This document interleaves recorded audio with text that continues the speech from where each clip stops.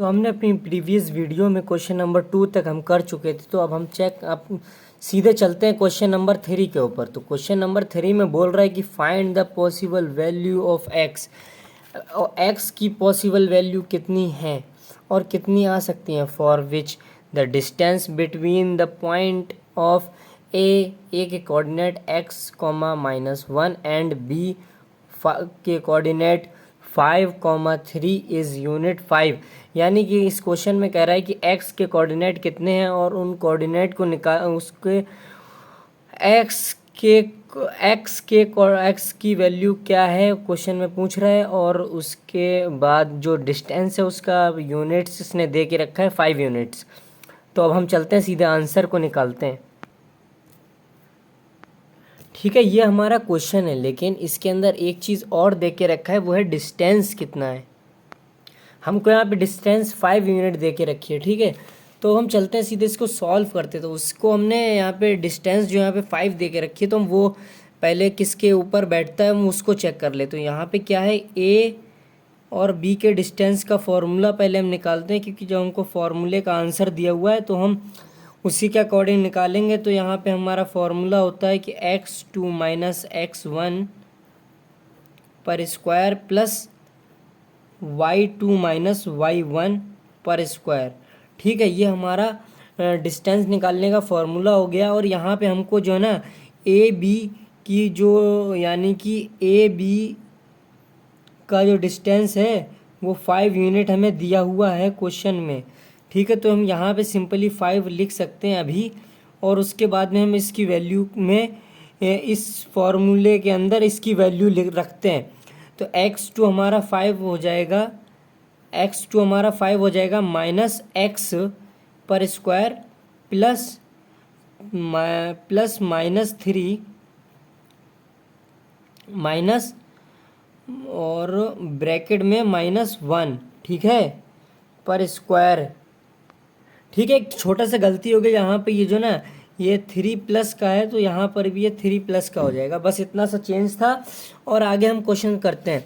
तो यहाँ पे क्या होता है, इसको आगे हम सॉल्व करते हैं। तो ये जो है ना ये हमारा 5 आ जाएगा और यहाँ पे अंडर रूट में ये सेम आएगा।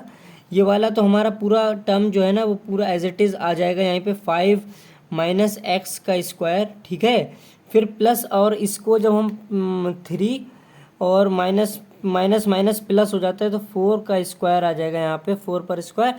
और फिर इसी तरह से हम इसको आगे लिखेंगे तो यहाँ पे जो है ना ये अंडर रूट में आ जाएगा सिंपली। ये वाला टर्म तो अभी सेम चल रहा है, तो ये वाला टर्म हमारा ऐसे ही आ जाएगा as it is 5 - x square, और ये वाला हमारा आ जाएगा 4 स्क्वायर।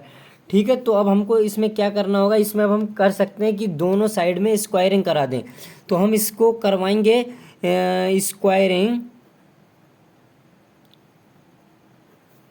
Squaring both side. ठीक है, तो हम इसमें स्क्वायरिंग इसकी बोथ साइड में करवा देंगे। तो ये वाला जो है ना, जो ये वाला तो हमारा 25 हो जाएगा, क्योंकि 5 का स्क्वायर हो जाएगा, 5 का स्क्वायर हो जाएगा। देखो यहाँ पे हमने स्क्वायरिंग इसकी क्यों करवाई, क्योंकि यहाँ पे हमको स्क्वायर रूट हटाना था, इसलिए हमने स्क्वायर दोनों साइड में स्क्वायर से मल्टीप्लाई करवा दिया। ठीक है, अब हम इसके बाद में ये हमारा हट जाएगा, तो हमारा यहाँ पे ये 5 - x स्क्वायर तो आ जाएगा, ये तो सेम रहेगा। ठीक है, उसके बाद में यहाँ पे प्लस का 4 का स्क्वायर कितना होता है 16, तो 4 का स्क्वायर आ जाएगा यहाँ पे, सिंपल 16 आ गया। फिर उसके बाद में अब हम इस 16 को इधर आ जाएगा ये माइनस में, तो यहाँ पे 20 - 16 हो गया। ठीक है, 20 - 16 हो गया। और उसके बाद में ये वाला टर्म हमारा ऐसे ही रहेगा, ऐसे ही रहेगा। ठीक है, अब उसके बाद में यहाँ पे ये हमारा 9 बचता है, 9 के बाद में भी फिर ये ऐसा ही रहेगा। ठीक है, देखो अब लास्ट में अब हमको क्या करना है कि ये जो है ना 9 एक नंबर है और ये नंबर किसी का स्क्वायर है। तो ये स्क्वायर किसका, ये स्क्वायर है 3 का। तो हम यहाँ पे क्या कर सकते हैं कि यहाँ पे हम वो टेक कर लेते हैं, टेकिंग स्क्वायर। ठीक है, टेकिंग स्क्वायर रूट। ठीक है, टेकिंग स्क्वायर रूट।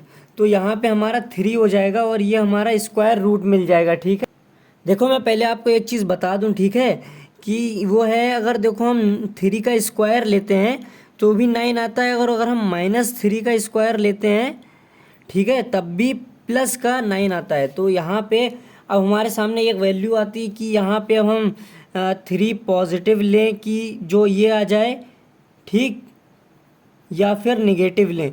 तो हम यहाँ पे पहले पॉजिटिव का लेंगे फिर निगेटिव का, यानी कि हम यहाँ पे दोनों लेकर देखते हैं।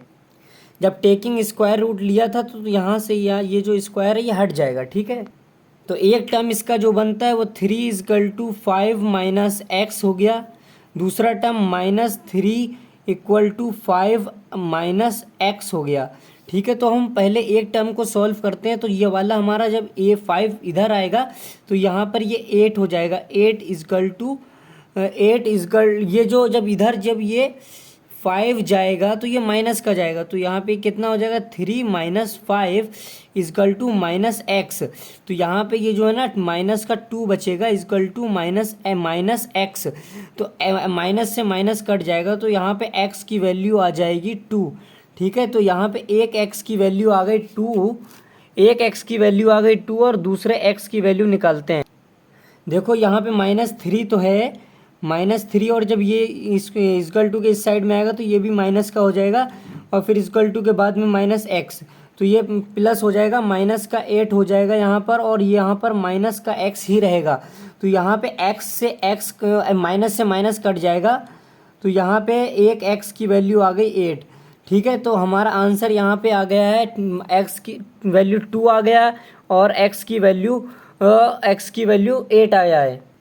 तो इस क्वेश्चन नंबर 3 के अंदर हमसे x की वैल्यू पूछा था, तो हमने यहाँ पर जो x की वैल्यू को निकाल दिया है, ठीक है। अब आप अगर x की जगह पर अगर 2 रखेंगे तब भी आंसर वही आएगा, और 8 रखेंगे तब भी आंसर वही आएगा।